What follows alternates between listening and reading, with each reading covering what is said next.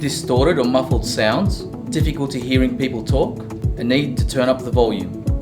These are all early symptoms of noise-induced hearing loss. Another distressing symptom of NIHL is tinnitus, most commonly described as a ringing in the ears. It can also sound like a roaring, clicking, hissing or buzzing. It may be soft or loud, high or low pitched. Tinnitus can be so severe that you find it difficult to hear, concentrate or sleep. Its impact on your quality of life can be extreme.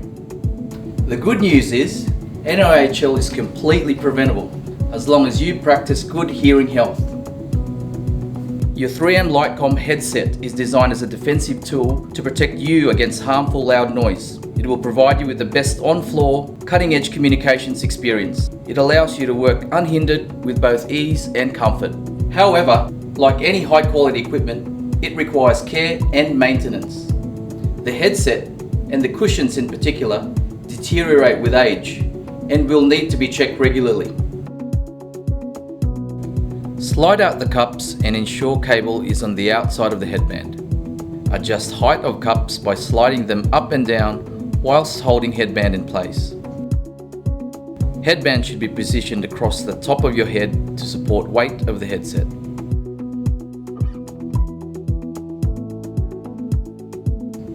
Replace ear cushions.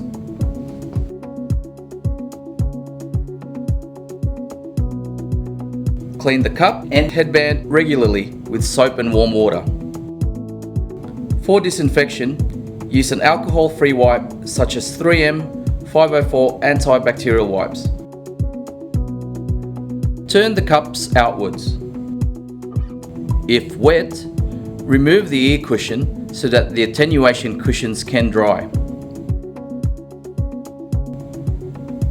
Do not bend and reshape the headband as this will cause loose fit and allow sound leakage. Protect the speech microphone with hygiene tape from both moisture and wind.